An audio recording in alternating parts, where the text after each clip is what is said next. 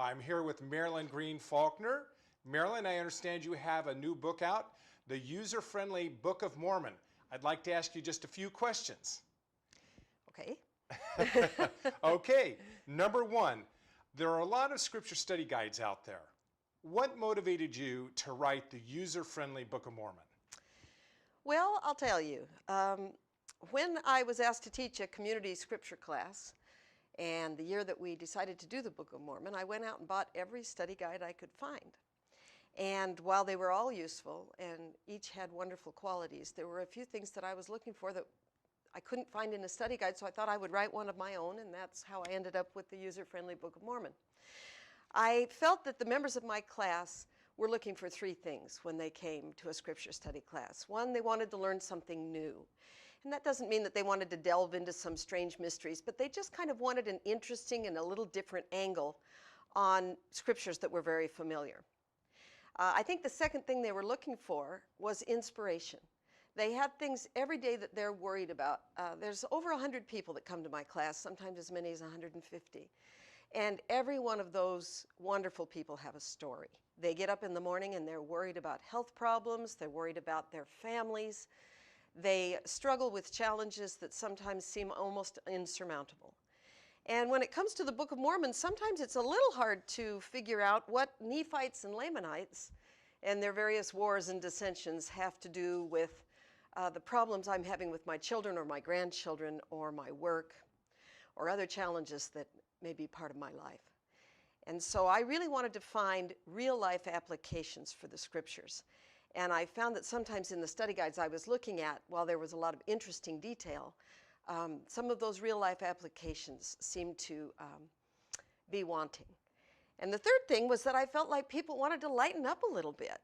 I don't know why we have this feeling in the church that if anything is funny or humorous, it must just be meant for the youth. I think maybe we've all been trained to sit still for 3 hours, but most of us are just dying to chuckle a little bit or smile or see the lighter side of our problems. And there wasn't anything in any study guide that made me laugh.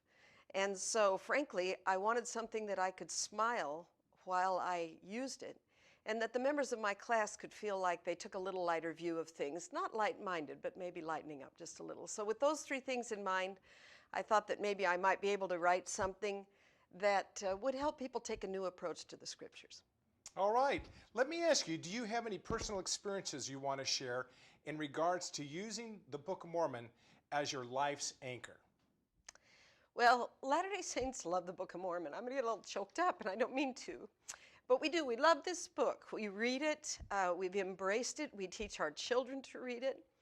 And people outside of our faith many times have a real hard time understanding what it is we see in the Book of Mormon. The Book of Mormon has become really famous now because of the Broadway play. Everybody knows about the Book of Mormon, but it's become associated with something other than the book itself. So one of my things that I wanted to do in this book, and that I think is really important for us as Latter-day Saints to do, is to sort of identify what is it that we love about the Book of Mormon? What is so inspiring about it? And crystallize that, find out in our own hearts how it can be a greater strength in our lives, and as it is, then learn to share that with other people in a non-threatening way.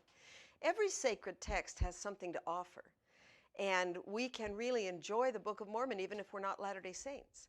So one of the big goals that I have in my life is to share how I feel about the Book of Mormon with other people, whether they're Latter-day Saints or not, and help them maybe appreciate some of the inspirational moments in it that they might not have seen before. Is there a main takeaway from this book that you'd like to share with your readers? Yeah, I think what I was just talking about leads into that takeaway, and that is this. If the Book of Mormon isn't really affecting you in your everyday life, it doesn't matter if you read 10 pages or 10 minutes, if you read the whole thing through every 90 days. The thing that really matters is not that you get through the Book of Mormon, but sort of that it gets through to you. And so one of the things I try to encourage people to do is to just let go of those preconceived notions that I've just got to clamber through the book, and stop and maybe read closely and read deeply, and maybe find from just a few verses what you need for your everyday life. All right, now I bet you've got advice for people to inspire them to engage more with the Book of Mormon. What is it? I think if I could say it in a word, it's right back to the book. I studied literature, and one of the things that we talk about in the study of literature is reader response. In other words, that much of the meaning of the book lies in how the reader responds to it. And this is certainly true with the scriptures. Nephi encouraged us to liken the scriptures to ourselves. And as we read the scriptures through the years, we find what the critic Northrop Frye calls polysemous meanings. And that means that it's layered meanings, that the more we read and the more we live, the more we find. So our life experience can expand our understanding of the Book of Mormon. So my advice to people as they read the Book of Mormon is write back. And in fact, in the book, at the end of each book, I give you some pages that say your stories and thoughts, so that after I've shared with you some of the things that I've seen in that book of the Book of Mormon, I encourage you to take a few moments and write down where you, right now, at this stage of your life, what strikes you about what you're reading. And I think you'll find in 10 or 20 years when you go back that you'll be both amazed and inspired at how your life experiences have changed your view of the book. So if you want to engage with the Book of Mormon, I think you've got to commit, you've got to get your pencil out, write in the margins, write down your thoughts, write in your notebook, and let your heart come out and see where you are right now in regard to this scripture. And then in a few years, you can go back and see how you feel at that time. And I think you'll find then that God has been working with you through the Book of Mormon. Outstanding. One last question.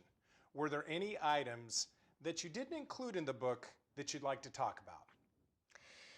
Well, this is, I think, related to how we respond to the Book of Mormon. I wrote this book last year as I was beginning to teach our Book of Mormon course that I'm called to teach. My course goes from September through May, and so I'm ahead of the Gospel Doctrine class right now. And so when I finished the book at the end of last year, I was pretty exhausted, but at least I thought I'd have my lessons planned through May, because I've written about all of the rest of the Book of Mormon. But I've been surprised as I've gone through and prepared my lesson every week that I haven't used the book at all.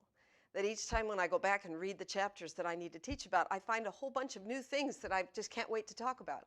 So if I just had a little more energy, I could write a second volume, but even better, you write the second volume. As people read the Book of Mormon and engage with it, you'll find as many things as I did. And I think that's what I came out of it feeling, that every one of us has marvelous insights and wonderful things to share about the Book of Mormon. And how wonderful if you're sharing those with your children and your grandchildren, your nieces and nephews or your friends.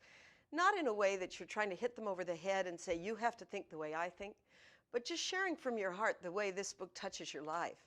I think that's always welcome to other people, and it can add to a use of the Book of Mormon that you might never have found before, and that is in your everyday life, in your conversations, really sharing its insights with others. Marilyn Green Faulkner, the user-friendly Book of Mormon. Thanks for writing the book, and thanks for sharing your talents with us. Oh, one last thing I want to say. All proceeds from this book go to charity, so the more you buy, the better it is. Thank you. That's right. Available on Amazon.com. Amazon.com and in Deseret Book. Thanks.